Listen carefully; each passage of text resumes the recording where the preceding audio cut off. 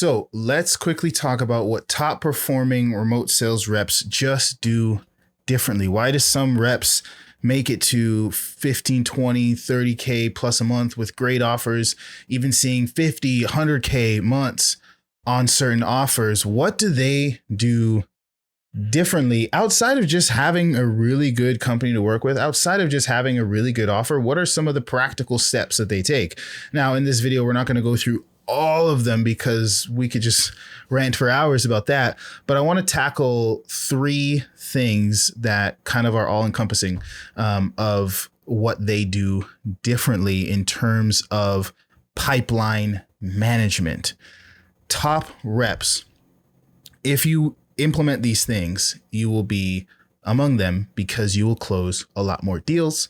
You'll have a lot less stress and you'll have a lot more consistency on your offers. Starting with the first one when it comes to pipeline management is referrals. Top reps are endlessly looking for opportunity to get referrals, to close extra deals. And they make sure that when they're closing these extra deals, utilizing this one and the next thing I'm about to talk about, is they're making sure that they negotiate higher commissions for these things as well. Usually you might get 10, you might get 15, you might get 20% for a deal. If you're bringing in referrals, see if you can negotiate an extra 5 or 10% on top of that. Usually businesses are more than happy to do so. But referrals are a massive part of your game because every happy client, if every 5 to 10 happy clients brought in 1 to 2 other clients, that will start to stack up over time. And with the added commissions, you'll make more doing so.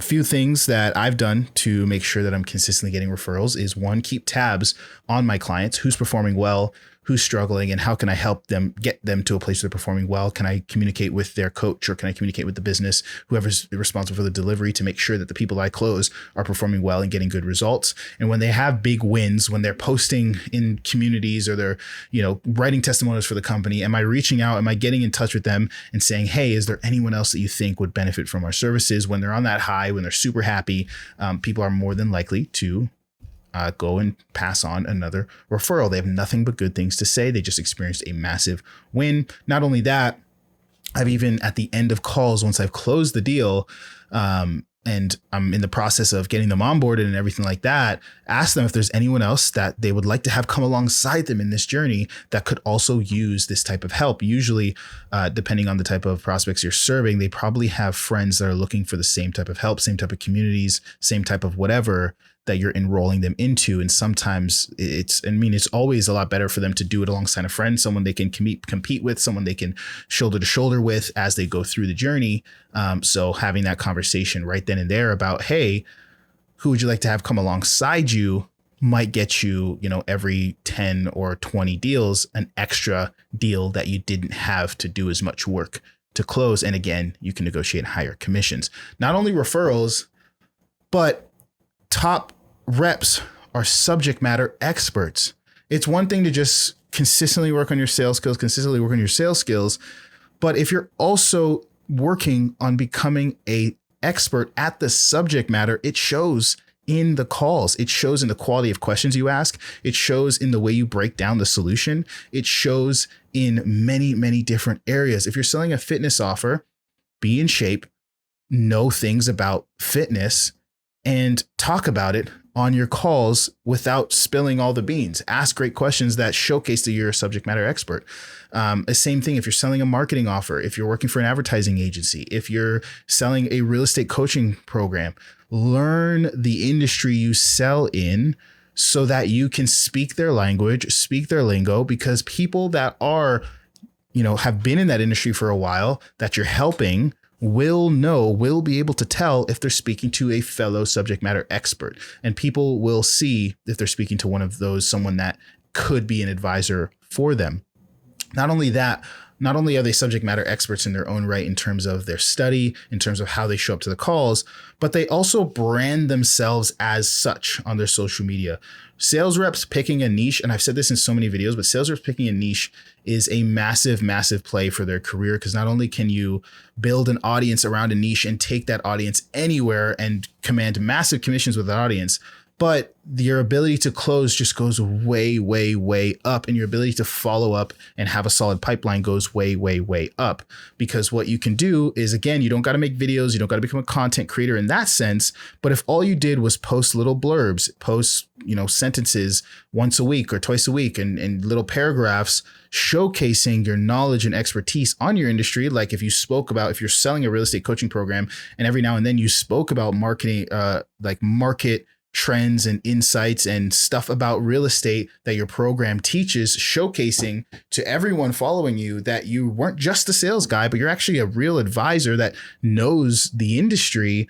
Not only will some people come to you that you could close completely from your audience and command like a lot more commissions from the company that you're working with, but also every time you get off a call with a prospect, or as soon as a prospect books a call with you, just go find them on social media, like pick a channel, let's say it's LinkedIn or Facebook, go find them on LinkedIn where you're building that brand of being a subject matter expert, connect with them on LinkedIn. And before your sales call, they're going to look through your stuff and be like, oh, wow, I'm not just getting on with some sales guy at the company. I'm getting on with someone who really knows their stuff. Like this guy, like look at his brand, look at her brand. They really know their stuff. And that's going to massively increase your chances of closing the deal and them not ghosting you, because they no longer see you as just a sales guy whose sole job is to sell them into this thing. They see you as someone who knows what they're talking about and can actually help them. And it helps for this third thing, which is that long-term pipeline management. My ideology for sales calls is every single person gets a plan. Doesn't matter if they can afford it now. Doesn't matter if they can't afford it now. Doesn't matter if they have something going on in their life where they can or can't do this. No matter what direction the call takes, every single person is leaving that call with an action plan. I've had people that couldn't afford the program I was selling, but we made a plan for them to go drive Uber and do these other things to save up a little bit by little bit every single month. And then they came back 6 months later and paid for the program, got started, and got awesome results. Whereas other closers, they would have concluded that no payment plan or nothing would have worked for them now. Therefore, see you later, goodbye, I'll never talk to you again. And they would keep on moving.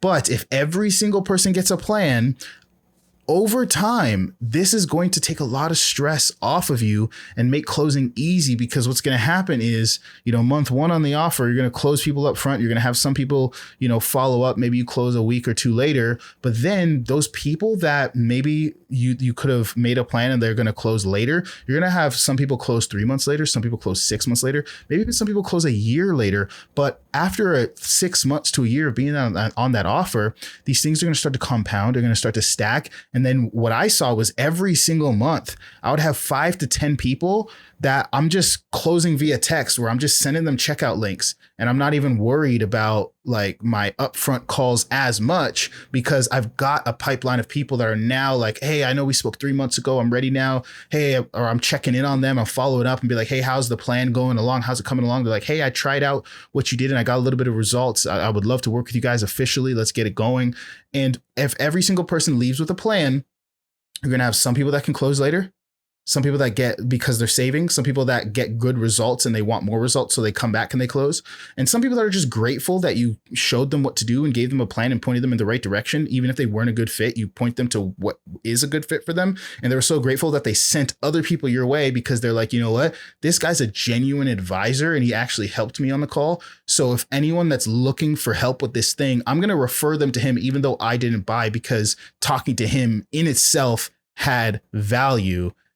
And you get a ton of closes and a ton of referrals just off of that, which are usually like super easy lay down buys anyway. So those three things are massive, and there's so much more, but I don't want to, we're already talking for almost 9 minutes now. So we're going to leave it there for this video. Just remember, work your referrals. Make sure you're getting referrals from your clients that are doing well. Don't just leave and never speak to them again after they close. Become a subject matter expert. It is a huge deal. It helps a ton when you actually know your stuff about the thing you're selling. And make sure everyone leaves your sales calls with a plan. It goes a long way to take the stress off of the upfront one call close all the time and takes you off the hamster wheel of sales.